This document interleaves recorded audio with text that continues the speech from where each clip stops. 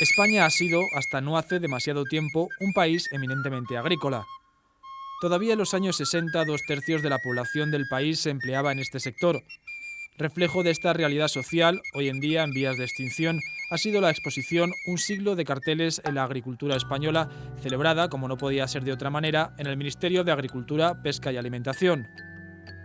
Abonos, fertilizantes, insecticidas, maquinaria y seguros agrarios son las temáticas a las que nos remiten los mensajes de estos cerca de 120 carteles originales de sus respectivas épocas. Siempre he defendido que el cartel, lo bonito, lo que me parece a mí de una gran belleza y de gran interés, es que resume realmente la vida de una época en su sentido más cotidiano. El cartel refleja cómo era la vida hace 50 o 100 años y la refleja al nivel más popular y más accesible. Es, pues en este caso, cómo se vivía en el campo, qué cultivos había, qué maquinaria, qué abonos, cómo vestía la gente en el campo, cómo eran las cosechas. Siguiendo el recorrido de la exposición, nos adentramos en un viaje en el tiempo en el que estas ventanas con vistas pretéritas nos ofrecen unas excelentes panorámicas de los usos y costumbres de un pasado no tan lejano. El cartel era el elemento publicitario por antonomasia hasta prácticamente 1960 o 1970 y se utilizaban tres materiales principalmente, que era el papel, que se pegaban en paredes, como ahora también se hace, cartulina o cartón, que eran para hacer calendarios, por ejemplo, o ponerlos también en paredes, y finalmente chapa, que se solían poner en las partes exteriores de los edificios o de las tiendas o de lugares públicos y también en el interior, y bueno, pues a veces cuando han estado en el exterior, claro, el estado de conservación es peor porque se han oxidado, les han dado una pedrada, los han clavado con unos tornillos, etcétera.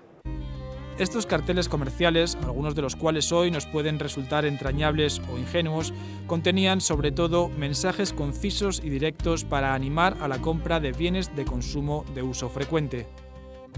La excepción a este hábito general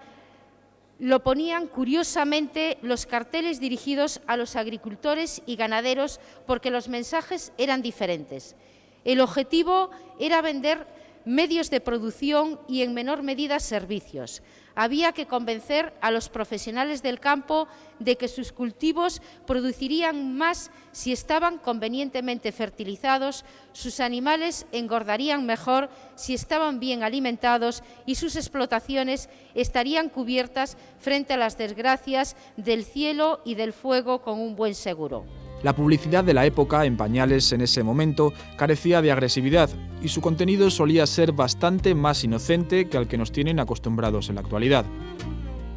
Yo a lo mejor, como no soy publicitario, no soy capaz de verlo. Yo creo que los mensajes suelen ser muy explícitos y muy claros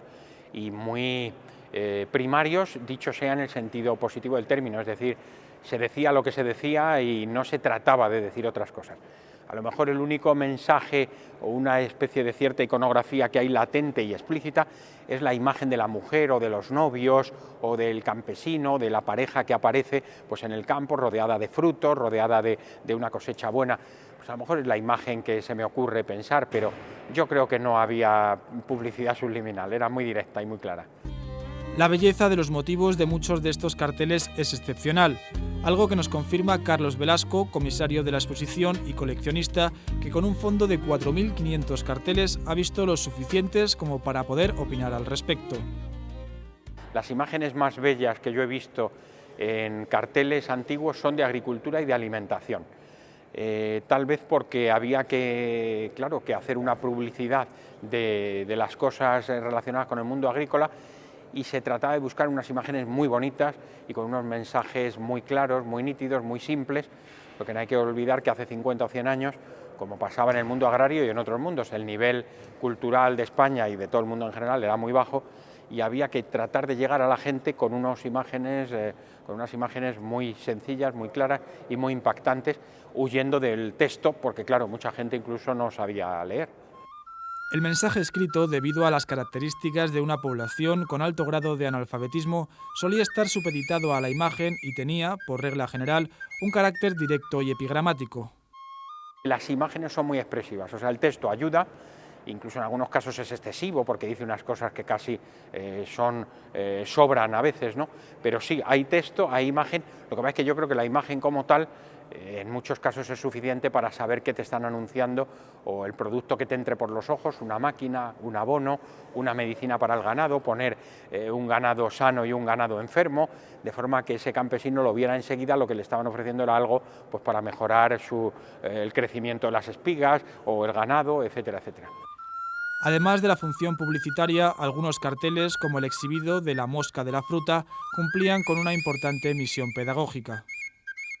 Hay algunos que venían, de hecho, cuando yo los conseguí, tenían 2 listones de madera, uno arriba y otro abajo. Entonces yo creo que ese de la mosca de la fruta eran campañas institucionales de un organismo, una institución valenciana, me parece, que lo que intentaba hacer era educar al campesino de cómo se ve la fruta con la mosca, sin la mosca, lo que hay que hacer, cómo se prepara el insecticida, los campesinos, la fruta buena, la fruta mala. Entonces, efectivamente, sí, y yo creo que había eso, campañas y elementos de estos carteles institucionales que tal vez se llevaban a escuelas, se llevaban a cooperativas, se llevaban a pueblos para indicar o tratar de educar a la gente y tratar de inculcar el carácter pedagógico de muchos de ellos.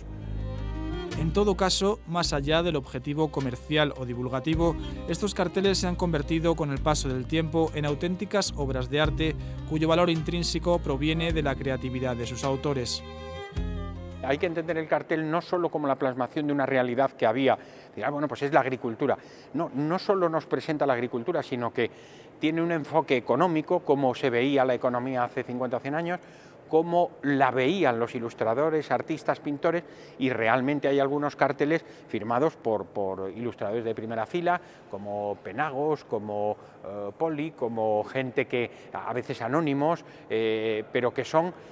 primeras firmas de la época, y entonces hay un enfoque artístico que yo creo que también es muy